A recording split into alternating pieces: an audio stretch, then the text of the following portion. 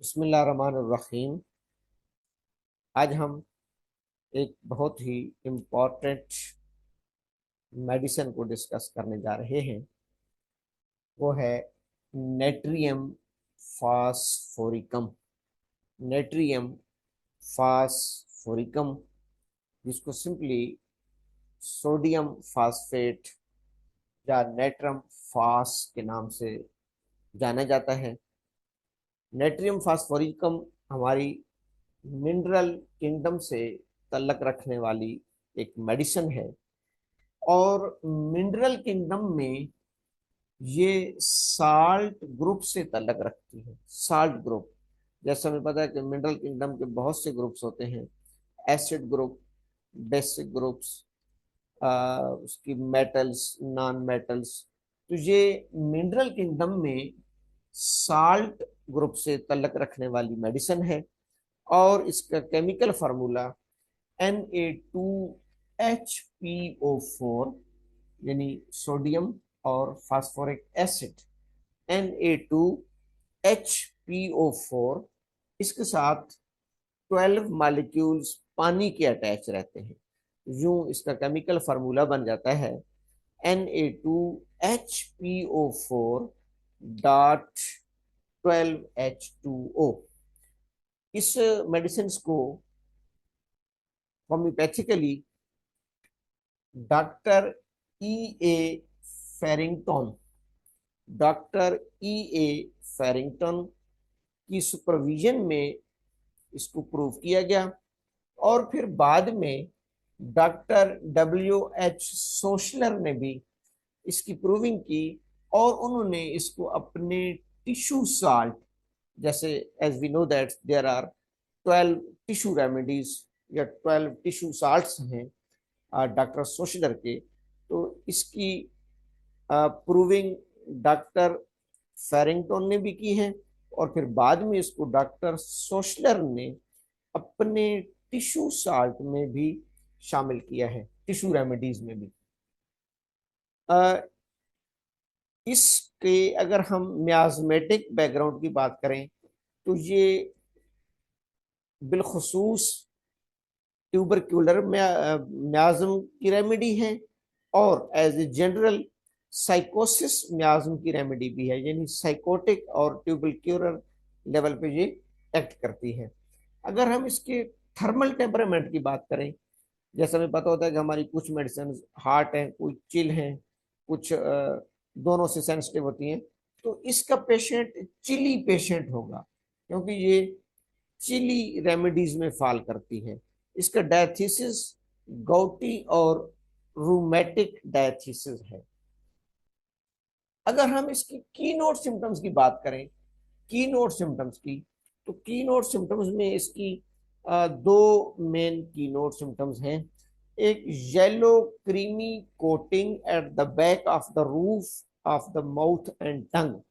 जुबान और माउथ की बैक रूफ पे येलो गोल्डन क्रीमी कलर की कोटिंग आ रही होती है। येलो गोल्डन क्रीमी कलर की कोटिंग। और दूसरी इसकी जीआईटी में शोर अरेक्टेशंस। शोर अरेक्टेशंस, यही वजह है कि डॉक्टर साहबान ये गैस्ट्रो इंटेस्टाइनल ट्रैक्ट, यानी हमारे डाइजेस्टिव सिस्टम, और फिर डाइजेस्टिव सिस्टम में अपर जीआईटी यानी इसोफेगस, स्टोमक और ड्यूडेनम, इसकी ये अहम तरीन रेमेडी है। स्टोमक की इसकी अक्सर सिम्टम्स आ रही होती हैं, जिसमें शोर इरिटेशंस है, वोमिटिंग है। इसके साथ साथ इसकी जो पैथोलॉजिकली अगर हम इसको देखें, तो ये बहुत ज्यादा मैच करती है एच पैलोरी इन्फेक्शन के साथ। एच पैलोरी आजकल बहुत ज्यादा ये इन्फेक्शन चल रही है, हेलिकोबैक्टर पैलोरी। तो जो एच पैलोरी की इलामात हैं, जो एच पैलोरी के साइन एंड सिम्टम्स हैं, मसलन जिसमें नोजिया होता है, वोमिटिंग्स होती हैं, लॉस ऑफ एपिटाइट होता है, फ्रीक्वेंट बर्निंग होती है, ब्लूटिंग होती है, अनएक्सप्लेन्ड वेट लॉस। तो ये हमारी मेडिसिन, ये हमारा साल्ट यानी नेट्रम फास, जिसको आप कह सकते हैं कि क्लिनिकली बहुत ज्यादा सिमिलियम है एच पैलोरी इन्फेक्शंस की सिम्टम्स के साथ। तो इसको हम पैथोलॉजिकली एच पैलोरी की इन्फेक्शन में इसके बहुत अच्छे रिजल्ट्स हैं और उसको हम प्रायोरिटी पे कंसिडर कर सकते हैं, प्रोवाइडेड दैट कि इसकी सिम्टम्स प्रॉपरली मैच कर रही हो। एक इसका, अगर हम इसके फिजियोलॉजिकल एक्शन की बात करें तो हमारी बॉडी के तमाम सेल्स, हमारी बॉडी के तमाम सेल्स, जैसे हम जानते हैं कार्बोहाइड्रेट यानी ग्लूकोज को as a source of nutrient use करते हैं, उससे वो एनर्जी एटीपीज माइटोकॉन्ड्रिया बनाते हैं। और साथ आमतौर पर जब कार्बोहाइड्रेट का मेटाबॉलिज्म हो रहा होता है और अगर वहां पर ऑक्सीजन की डेफिशिएंसी हो, ऑक्सीजन की डेफिशिएंसी हो तो लैक्टिक एसिड प्रोड्यूस होता है, लैक्टिक एसिड प्रोड्यूस होता है। इस लैक्टिक एसिड को ये हमारी नेट्रम फास ब्रेक करती है कार्बोनिक एसिड में, कार्बोनिक एसिड में। इसको हमारी ये जो मेडिसिन है नेट्रम फास, यानी ये जो साल्ट है नेट्रम फास का, ये ब्रेक करता है कार्बोनिक एसिड्स में और वाटर में। फिर इस कार्बोनिक एसिड को आरबीसीज इस नेट्रम फास के साथ अटैच करके लंग्स तक लेके आते हैं और लंग्स इस कार्बोनिक एसिड को एक्सेल करता है और इसके बदले में फ्रेश एयर, फ्रेश ऑक्सीजन को इनहेल करता है। तो इस साल्ट की अहमियत इस भी थोड़े से इस इसके केमिकल रिएक्शन की से भी हम अंदाजा लगा सकते हैं कि ये साल्ट बॉडी में क्यों जरूरी है। अब इसकी गैर मौजूदगी में क्या होता है कि बॉडी के जितनी भी सेक्रीशंस हैं, जितने भी फ्लूइड्स हैं, उनकी एसिडिटी बढ़ जाती है, उनकी एसिडिटी बढ़ जाती है। अब फॉर एग्जांपल अगर हम स्टमक की बात करेंगे तो स्टमक के गैस्ट्रिक जूस में हाइड्रोक्लोरिक एसिड, हाइड्रोक्लोरिक एसिड की ज्यादती हो जाएगी और वहां पर क्या आ जाएगी, सिम्टम्स आ जाएगी एसिडिटी, हार्ट बर्निंग की, क्योंकि HCl की सेक्रेशन बढ़ जाती है। अच्छा, इस रेमेडी को याद रखने का एक और भी आसान तरीका है कि आपने अक्सर सुना होगा हार्ट बर्निंग में, स्टोमिक इश्यूज में एलोपैथिक में एक मेडिसिन यूज कराई जाती है जिसका फार्मूला एसोमेप्राजोल और मेप्राजोल, उसका फार्मूला होता है, जेनरिक होता है नेक्सियम या राइजिक के नाम से। तकरीबन मेरे ख्याल में हर घर में ये जो है ना वो इस्तेमाल हो रही होती है, नेक्सियम या राइजिक। इनको PPI कहा जाता है, प्रोटॉन पंप इनहिबिटर। एलोपैथिक में इनको PPI मेडिसिन कहा जाता है, प्रोटॉन पंप इनहिबिटर्स। ये स्टमक में proton pump inhibitors hydrogen ion को ब्लॉक करती हैं और HCl की सेक्रेशंस को महदूद करके इनहिबिट करके एसिडिटी को कंट्रोल करती हैं। यही वजह है कि जिन मरीजों को मैदे में जलन होती है वो अक्सर और बेशतर ये PPIs की मेडिसिन यूज कर रहे होते हैं एलोपैथिक की। तो इसके लिए, इस किस्म की पैथोलॉजिकल कंडीशन के लिए हमारे पास नेट्रम फास is the best choice. Natrum फास हमारे पास बेस्ट चॉइस होता है पेशेंट्स के PPI को टेपर करने के लिए, कि ऐसा आप उसकी PPI के मेडिसिन को टेपर करते जाएं, कम करते जाएं और उसकी जगह पे हम नेट्रम फास को प्रिस्क्राइब कर सकते हैं। क्योंकि इसमें भी डॉक्टर मर्फी ने भी लिखा है और बाकियों ने भी कि ये हमारी natrum phos hydrogen ion blocker in the body fluid, act as hydrogen ion blocker in the body fluids. अच्छा, ये तो स्टमक की सूरत हाल हो गई। एक स्टमक में H पैलोरी में भी ये सिम्टम आती है जिसको हम एसिड रिफ्लक्स कहते हैं या GERD, GERD, gastro oesophageal reflux disease या disorder, gastro oesophageal reflux disorder, जिसमें स्टमक के जो एसिडिटी है वो ऊपर इसोफेगस तक आती है। ये एच पाइलोरी की इलामात में भी आती है और नेट्रम फास्ट की इलामात में भी है। तो यूं इस प्रॉब्लम में भी, जिसमें गैस्ट्रो एसोफेजियल रिफ्लक्स डिसऑर्डर आ रहा होता है, यानी स्टमक की एसिडिटी हमारी इसोफेगस तक आ रही होती है, उसमें भी हम इसको इस्तेमाल करा सकते हैं। सिर्फ गैस्ट्रिक जूस में नहीं, अगर बाइल की एसिडिटी बढ़ जाए, मैंने कहा ना, किसी भी सेक्रीशंस के अंदर एसिडिटी बढ़ जाए, बाइल्स की अगर एसिडिटी बढ़ जाएगी, तो हम उसकी हाइपर सेक्रीशन में भी नेट्रम-फास्ट को प्रिस्क्राइब कर सकते हैं। यानी लिवर के एलिमेंट्स में, लिवर के प्रॉब्लम्स में, अगर बाइल जो कि हमारा लिवर सेक्रेट करता है, अगर उसकी पीएच गिर जाए, जब एसिडिटी बढ़ती है तो अल्टीमेटली पीएच डिक्रीज होती है। अगर उसकी पीएच कम हो जाए तो उसमें भी हम इसको इस्तेमाल करा सकते हैं। एक इसकी और बहुत ही अहम तरीन क्लिनिकल यूज है जिसमें हम इसको प्रिस्क्राइब करते हैं और कर भी सकते हैं। डॉक्टर साहबान, कुछ फीमेल्स में, फीमेल रिप्रोडक्टिव सिस्टम में स्टीरिलिटी होती है, फीमेल्स में इनफर्टिलिटी होती है। ये डॉक्टर बोरेक ने भी अपनी मटीरिया मेडिका के फीमेल पोर्शन में लिखा है, स्टीरिलिटी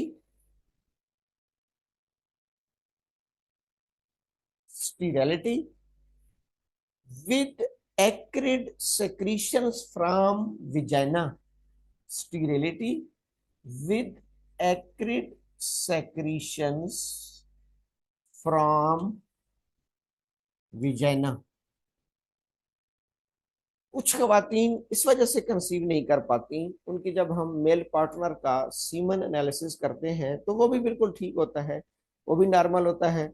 फीमेल्स का अल्ट्रासाउंड, फीमेल्स की बाकी हार्मोनल बैलेंसिंग सारे नॉर्मल होते हैं। कुछ फीमेल में ये प्रॉब्लम आ रही होती है कि उनके वेजाना की जो नॉर्मल सिक्रीशंस है, जिसको हम फिजियोलॉजिकल लिकोरिया और फिर बाज़ इन्फेक्शन की वजह से उसको, या इन्फ्लेमेशन की वजह से हम पैथोलॉजिकल लिकोरिया भी कह सकते हैं, जो नॉर्मल डिस्चार्ज हो रहा होता है, उसके अंदर एसिडिटी बढ़ जाती है। स्टेरिलिटी विद एसिड सेक्रीशंस या एक्रिड सेक्रीशन, यानी उनकी एसिडिटी का बढ़ जाना, विजाइनल सेक्रीशंस की तेजाबियत का बढ़ जाना, उसकी भी पीएच लो हो जाएगी, उसके अंदर इतनी एसिडिटी आ जाती है, विजाइनल सेक्रीशंस विजाइना के एनवायरनमेंट को इतना एसिडिक बना देता है कि वहां पर स्पर्म सरवाइव नहीं कर पाते, स्पर्म्स सरवाइव नहीं कर पाते, और स्पर्म्स उस विजाइनल एनवायरनमेंट को क्रॉस करके, पास करके उन्होंने आगे यूट्रस में जाना होता है, फिर यूट्रस को पास करके उन्होंने फैलोपियन ट्यूब्स तक जाना होता है, जहां पर ओवा को वो फर्टिलाइज करेंगे या हिट करेंगे। तो ये स्पर्म्स इस एसिड सेक्रीशन की वजह से, हाइपर एसिडिटी की वजह से विजाइना के अंदर ही दम तोड़ जाते हैं, डेड हो जाते हैं। तो ये फीमेल कंसीव नहीं कर पाती। इसको कहते हैं sterility with acid secretion from vagina. इसमें भी अगर हम नेट्रम फास्ट को यूज कराएंगे तो वो इस विजाइनल डिस्चार्ज की, विजाइनल फ्लूइड्स की, विजाइनल सेक्रीशंस की एसिडिटी को कंट्रोल करके उसकी स्टेरिलिटी को रिकवर करेगी, उसकी इनफर्टिलिटी को रिकवर करेगी। और अगर विजाइनल इन्वायरमेंट कंट्रोल हो गया, उसकी एसिडिटी कंट्रोल हो गई, तो वहां पर स्पर्म्स की सर्वाइवल पॉसिबल हो जाएगी। और जब स्पर्म्स की सर्वाइवल पॉसिबल होगी तो पेशेंट फीमेल कंसीव कर सकती है। ये एक बड़ी अहम चीज है। एक तो हमने कहा कि गैस्ट्रोएंट्रोलॉजी में हम मॉडर्न पैथोलॉजी के हवाले से एच पेलोरी की इन्फेक्शंस को ज़हन में रखकर उसकी सिम्टम्स और फिर बिलखसूस कंकोमिटेंट सिम्टम्स को सामने रखकर हम इस मेडिसिन का इस्तेमाल कराएंगे। लिवर में बाज़ इसको जैंडस में भी हम करा सकते हैं, जैसे मैंने कहा बाइल सेक्रीशन, जब बाकी लिवर के मामलात में भी इसको इस्तेमाल कराया जा सकता है फिजियोलॉजिकल डोजेज में। और फीमेल में sterility due to acid secretions, acid environment, इसमें भी हम इसको यूज करा सकते हैं। तो ये इसकी चंद अहम पॉइंट्स थे कि जिसमें हमने इसको ये एक बहुत अहम टिश्यू साल्ट है जो हमारे आरबीसीज में, हमारे ब्रेन के सेल्स में, हमारे मसल्स के सेल्स में, हमारे नर्व्स के सेल में पाया जाता है।